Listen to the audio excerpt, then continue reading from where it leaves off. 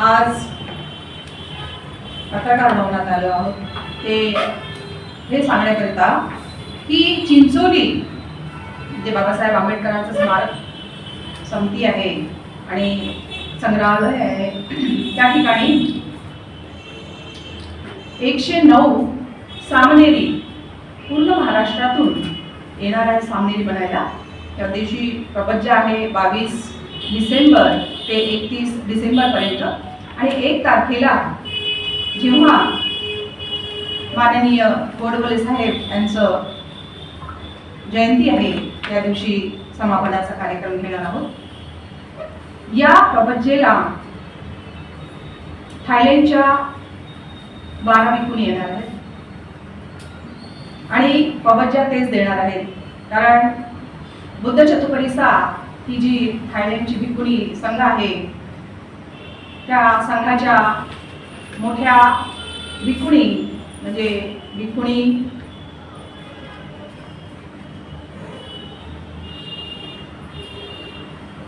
विसुद्धियाना या त्याच्या उपाध्याय असणार आहेत आणि त्यांच्याबरोबर अजून भिकुणी संघ येणार आहे 12। आम्ही मागच्या एप्रिल महिन्यात अमरावती येथे भीमटेकडी ते 55 सामनेरी बनवलेल्या होत्या शिबिरामध्ये पपज्जा केली होती। ती पपज्जा यशस्वीरित्या पार पाडली।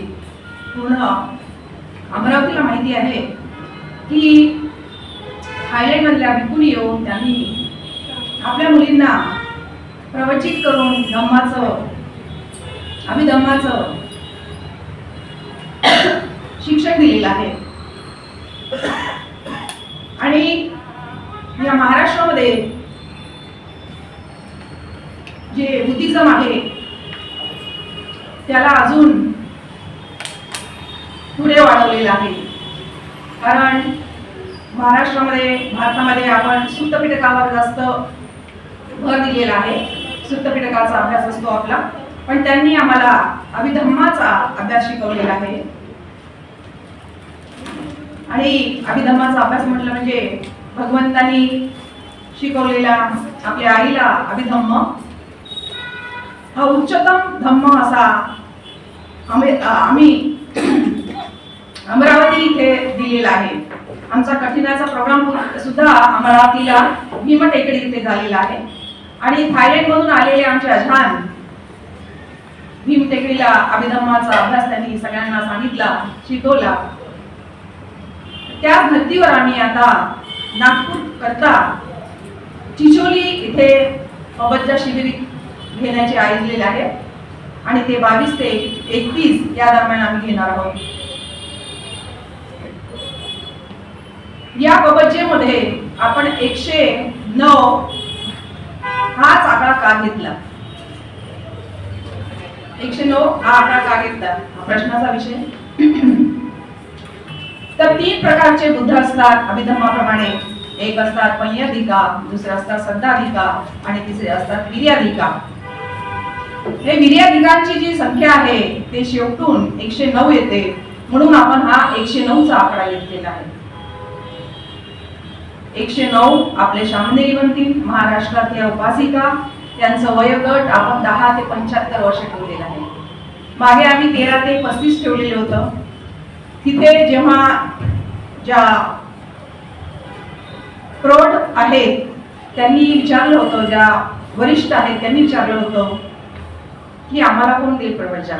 आमची वय झालेली आहे आणि आम्हाला खूप आतमधून वाटते की एक तरी दा आमच्या अंगावर शिवर यायला पाहिजे, कारण त्यांची श्रद्धा एवढी बलवत होती की यावेळेला आम्ही आणि आमच्या आईजींनी विचार केला की अशा ज्या आहेत प्रौढ त्यांना कोण बरं प्रवचित करणार, म्हणून आम्ही त्यांची वयाची वयोमर्यादा आम्ही 10 ते 75 ठेवलेली आहे। 75 वयोगटाच्या आमच्याकडे 8 महिला आहेत, बाकी सगळ्या 10 वर्षाची एक मुलगी आहे, 13 वर्षाची एक मुलगी आहे, बाकी सगळे मध्यम अशा वयाचे आहेत। आणि या दरम्यान आम्ही त्यांना या प्रवचनेमध्ये अभिधम्माचा पाठ आणि पिंड पाठ चारिका पिंडपाठ कसं करतात थायलंडमध्ये आणि ज्या बुद्ध राष्ट्रात ते शिकवणार, त्याप्रमाणे आपल्या मनातील जी काही लोभाची अहंकाराची भावना आहे ती कमी होते आणि ही प्रवचित केल्यानंतर यांचं जीवन अगदी बदलून जाते. कारण आता आमच्या समोर 55 ज्या सामनेरी आम्ही केल्या होत्या अमरावतीच्या, त्यांना आता बघून येतात आम्हाला भेटायला. अगदी यू-टर्न झालेला आहे त्यांच्या स्वभावात आणि त्यांचंही म्हणणं आहे की आम्हाला या पबज्जेने खूप फरक पडलेला आहे. त्यातून काही अजून परत आलेले आहे पबज्जासाठी आणि त्यांचं असं म्हणणं आहे की वारंवार हे पबज्जा घेतल्याने आमच्या पूर्ण मनाचं परिवर्तन होणे खूप आवश्यक आहे. म्हणून आम्ही हे पबज्जा शिबिर इथे चिचोलीला म्हणजे नागपूरकरांसाठी, नागपूरच्या आजूबाजूच्या लोकांसाठी हा घेतलेला आहे.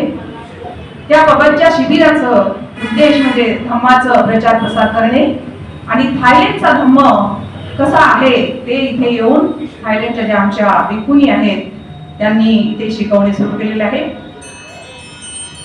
तर जे थायलंडच्या भिक्खुनी आहेत आमच्या उपाध्याया, त्यांचं असं म्हणणं आहे की भारतातून आलेला हा आमच्याकडे आलेला हा सधम्म, भगवंताचा धम्म आमच्याकडे जोपासला गेला आणि भारतामध्ये तो कमी दिसायला लागला. म्हणून आमची ड्युटी बनते की हा सधम्म जो आहे बुद्ध राष्ट्रामध्ये तो परत आम्ही भारतामध्ये आणू. त्यासाठी त्यांची तळमळ आहे आणि पूर्ण जे आमची अजहानची टीम आहे ते यासाठी संकल्पित आहेत. आमचा एक जो विहार आहे भारतामधला तो वैशालीला आहे. वैशाली म्हणजे पटण्याजवळची वैशाली आणि तिथे खूप मोठा विहार बनवलेला आहे. त्या विहारामध्ये भिक्खुनी असतात आणि हा आता आम्हाला अमरावती जवळ एक दिवापूर आहे तिथे दुसरा विहार डोनेशन म्हणून मिळालेला आहे. तिथे आमचा वर्षावास होता. आता त्या वर्षावासामध्ये 2 भिक्खुनी थायलंडच्या होत्या, आम्ही 4 भिक्खुनी भारताच्या, असा आम्ही वर्षावास केला. त्याच दरम्यान आम्हाला चिंचोलीला पबज्जा घ्या म्हणून एक निमंत्रण आलं आणि आम्ही ते स्वीकारलं आणि आता हे जे चिंचोलीचं आम्ही पबज्जा शिबिर घेणार आहोत ते त्याचीच परिणिती आहे. आम्हाला असं वाटते की भारतामध्ये भिक्खुनीची संख्या वाढावी आणि भिक्खुनी म्हणजे शीलवान, विनयवान भिक्खुनी बनाव्या. कारण सगळीकडे भिक्खूंची संख्या जास्त आहे, भिक्खुनी कमी आहे. तर याच आमच्या वाटचालीने आता आम्ही श्रामनेरी बनवलेली आहोत. श्रामनेरीच्या नंतर जर ते परमनंट राहतील तर पुढे चालून ते भिक्खुनी बनतील आणि असा हा समाजामध्ये भिक्खुनीची संख्या जास्त झाली तर धम्माचा प्रचार प्रसार हा व्यवस्थित होईल आणि बाबासाहेब आंबेडकरांचा जो स्वप्न आहे की भारत हा बुद्धमय झाला पाहिजे तो होण्यास जास्त उशीर लागणार नाही. तर आमच्या या उपक्रमामध्ये तुमच्या सगळ्यांची साथ लागेल कारण आमचा उपक्रम हा पूर्ण निस्वार्थ भावनेने आणि थायलंडच्या भिक्खुनीने करणे आहे. त्याच्यामध्ये खूप अशी धम्माची माहिती त्यांना आहे आणि मनाची त्यांची प्रेरणा पण आहे. तेव्हा त्यांनी ते जे पबज्जा शिबिर घेतलेलं आहे त्या शिबिरामध्ये आम्ही यशस्वी होऊ असं आम्हाला नक्कीच वाटते कारण तुम्हा सर्वांची साथ आमच्या बरोबर राहील. आहे की नाही? साधू साधू साधू सुखीवा. आमची भिक्खुनी आहे अभिज्ञा हे 2 शब्द. आप सभी सम्मानित पत्रकारों का बहुत बहुत स्वागत करते हैं. नमो बुद्धाय, गुड आफ्टरनून, गुड इवनिंग. तो आज का उद्देश्य आपको पता है, थोड़ा हिंदी में बताऊंगी. आज जैसे आप देखते हैं कि पैम्फलेट आपके सभी के पास में है. तो थाईलैंड का जो भिक्खुनी संघ है, जो बुद्ध चतुपरिसा भिक्खुनी संघ है, तो उनके द्वारा आयोजित यह जो सामनेरी शिविर है, सामनेरी यानी जब पबज्जा होती है, बुद्ध शासन में पबज्जा होती है, तो जिस प्रकार से आप हमें देख रहे हैं उसी प्रकार से पबज्जा भी होती है. तो भगवान ने कहा है कि 2 प्रकार की पबज्जा होती है, एक काया के आधार पर और एक है जो भीतरी तौर पर होती है. तो भीतरी तौर पर पबज्जा सभी के लिए महत्वपूर्ण है. आज हम सभी लोग उस दुख से घिरे पड़े हैं, उस अशांति से घिरे पड़े हैं, उस हम कह सकते हैं उस बेचैनी से घिरे पड़े हैं. तो अगर हम सभी को ये पता चल गया कि हमारा जो चित्त है, हमारा जो मन है, वो कैसे कैसे कार्य करता है, हमारे मन में हम कुशलता कैसे ग्रहण कर सकते हैं और हमारे मन के अकुशलताओं को हम कैसे दूर करते हैं, तो वो सभी के लिए महत्वपूर्ण है। बुद्ध की शिक्षा यही कहती है, वो कोई एक संप्रदाय नहीं है। बुद्ध की शिक्षा सभी जनमानस के लिए है। वो सभी छोटे बच्चों से लेकर हम कह सकते हैं कि जो बूढ़े लोग हैं उन सभी के लिए महत्वपूर्ण ऐसे बुद्ध की शिक्षा है। तो जैसे आप देख रहे हैं कि यहाँ पे लगभग 12 भिक्षुनी जो है वो वहाँ से आ रही है, और इंडिया में स्पेशली जो इम्पोर्टेंट है कि महिलाओं में धर्म की जागृति होना जरूरी है। महिलाओं की बहुत सारी समस्याएं हैं, तो उन्हें किस प्रकार से उनके चित्र को जो हम कहते हैं कि अकुशलता है उनको दूर करना है, कि जिस तरह से वो अगर प्रवचित हो जाए तो एक बेहतर प्रवचित जीवन जिए, और अगर वो एक गृहिणी भी बन जाती है, अगर वो गृहस्थी में भी होती है तो एक अच्छी आदर्श गृहिणी कैसे बने, ताकि उनका जो परिवार है वो परिवार मैत्री से, करुणा से और प्रेम से भरा है। तो इसी प्रकार से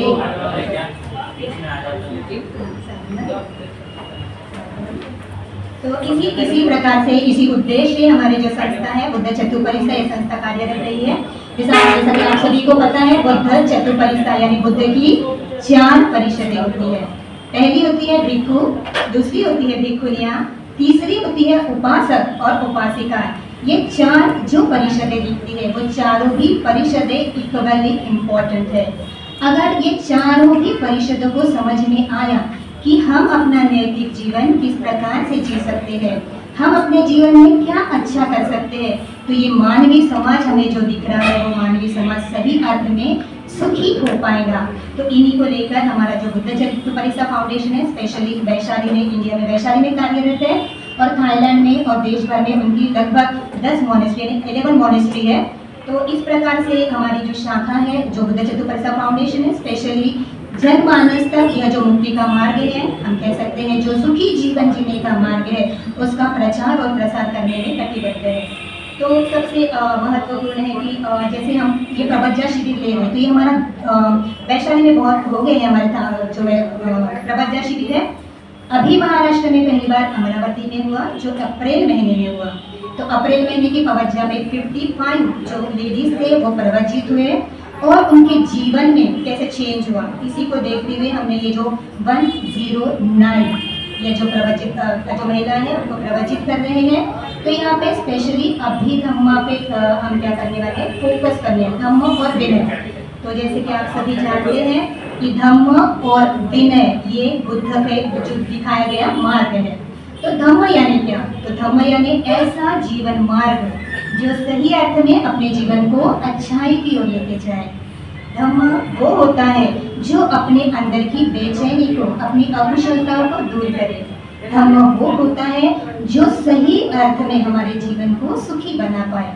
तो उस धम्म का, और विनय यानी आचरण, धम्म और विनय अगर साथ में होते हैं तो सही अर्थ में मानव अपनी प्रगति कर सकता है।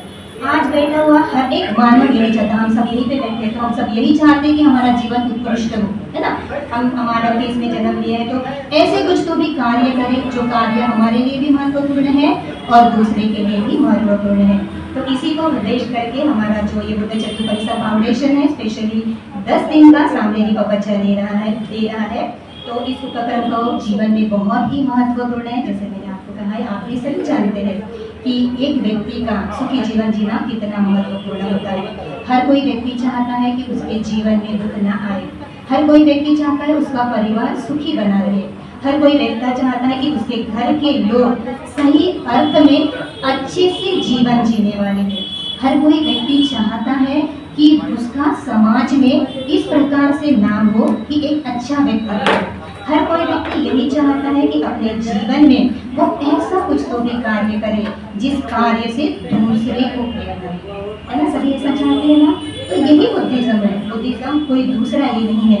बुद्धिज्म केवल यही दिखाता है कि आप अपना अधिकतम कैसे दे सकते हैं जिससे आपका जीवन भी सफल बना रहे और औरों का भी जीवन सफल बना रहे। तो इसी के आधार पर हमारा ये 109 सामूहिक प्रवचन का प्रोग्राम है। बुद्ध चतुपरिषद फाउंडेशन इनको ऑर्गेनाइज कर रहे हैं। तो हम चाहते हैं कि जनमानस तक यह जो धम्म है वो धम्म हम लेके जाए, तो आप सभी के सहायता के सिवा ये नहीं हो सकता, क्योंकि जो प्रसार माध्यम होता है, जो प्रेस होती है, अपने आप में एक बहुत स्ट्रॉन्ग माध्यम है।